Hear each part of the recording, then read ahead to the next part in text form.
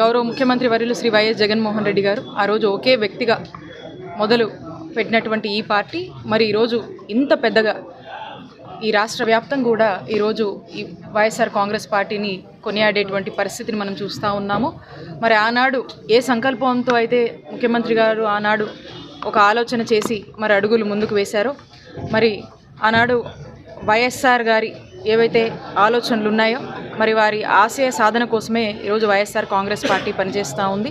ఇప్పటికే మనం చూసినట్టయితే మొన్న ఎలక్షన్ల ముందు ఏవైతే ముఖ్యమంత్రి గారు పేద ప్రజల కోసము ఇచ్చినటువంటి హామీలు ఏవైతే ఉన్నాయో అవన్నీ కూడా మరి 4.5 ఏళ్ల కాలంలోనే ఇవన్నీ టోటల్గా 99% ఆఫ్ ద హామీలన్నీ కూడా కంప్లీట్ చేసుకొని ఈరోజు ప్రజలకు ఎంతో మంచి చేసి మళ్ళా కూడా మేము ఎలక్షన్ వెళ్తున్నటువంటి పరిస్థితి.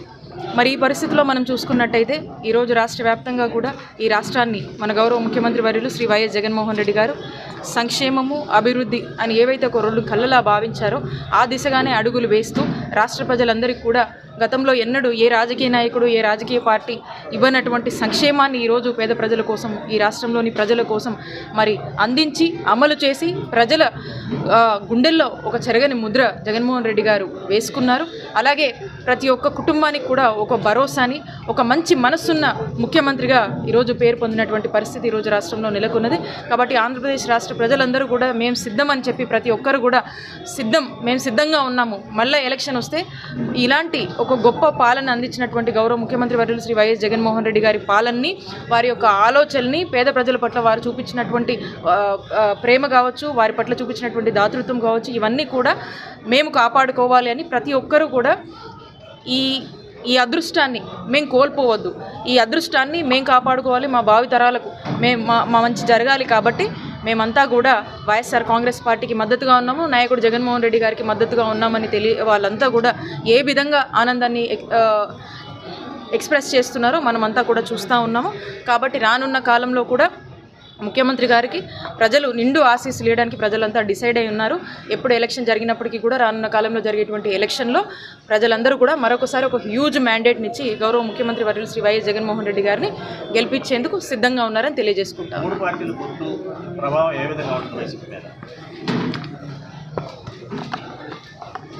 మీరు చూసినట్టయితే టీడీపీ వాళ్ళు చంద్రబాబు నాయుడు గారు ఓటమి భయంతో ఈ పొత్తులు అనే ఒక స్ట్రాటజీని ఎంచుకొని మరి ఓడిపోతాము, టీడీపీ ఓడిపోతుందనే భయంతోనే మరి ఈ విధమైనటువంటి స్ట్రాటజీని ఎంచుకొని ఈ పొత్తుల గురించి వారు ఎక్సైజ్ చేస్తున్నటువంటి పరిస్థితి. అయితే స్పష్టంగా మనం అర్థం చేసుకోవాల్సింది ఒకటే, ఓటమి భయంతోనే పొత్తుల కోసము ఈ విధంగా చంద్రబాబు నాయుడు గారు ఈ రకమైనటువంటి ఎక్స్పెరిమెంట్స్ అన్నీ కూడా చేస్తూ ఉన్నాడు. కాబట్టి అక్కడే స్పష్టంగా అర్థమవుతుంది చంద్రబాబు నాయుడు గారు టీడీపీ పార్టీ ఈ రానున్న ఎలక్షన్లో మళ్ళా పోయినసారి ఎట్లయితే 23 సీట్లకే ప్రజలు అంకితం చేశారో ఈసారి ఇంకా దారుణంగా ఉండబోతుంది. కాబట్టి వారే స్పష్టంగా వారి మూమెంట్స్ ద్వారా మనకు స్పష్టంగా అర్థమవుతూ ఉంది ఇక్కడ వైఎస్ఆర్ కాంగ్రెస్ పార్టీ ఎంత బలంగా ఉందో. మళ్ళా జగన్మోహన్ రెడ్డి గారు మళ్ళా గవర్నమెంట్ని ఫామ్ చేయబోతూ ఉన్నారు. ప్రజలందరూ కూడా వైఎస్ఆర్ కాంగ్రెస్ పార్టీకి మద్దతుగా ఉన్నారు. కాబట్టి వాళ్ళు ఎన్ని పొత్తులు పెట్టుకున్నా ఏం చేసినా కూడా ఓటమి భయంతోనే చేస్తున్నారు. ఇంతకుముందు కూడా మేము చెప్పాము, వాళ్ళ ఎగ్జిస్టెన్సీ డైలమాలో ఉన్నటువంటి పరిస్థితి టీడీపీది. సో అలాంటి పరిస్థితిలో వాళ్ళ ఉనికి కాపాడుకోవడం కోసం ఈ పొత్తుల కోసం వాళ్ళు ప్రాకులాడుతూ ఉన్నారు. కాబట్టి దీని గురించి మనం పట్టించుకోవాల్సినటువంటి అవసరం లేదు. ఎవరు చెప్పారు రిలీజ్ చేస్తారని? ఎవరైనా చెప్తే వాళ్ళ పేరు చెప్పండి, అప్పుడు మాట్లాడుకుందాం. మా ముఖ్యమంత్రి గారు స్వయంగా సిద్ధం సభలో వారి మాటల్లోనే చెప్పారు, తొందరలో మేనిఫెస్టో రిలీజ్ చేస్తాము, మంచి మేనిఫెస్టో ఇస్తామని చెప్పారు. కాబట్టి లెట్స్ వెయిట్ అండ్ సీ.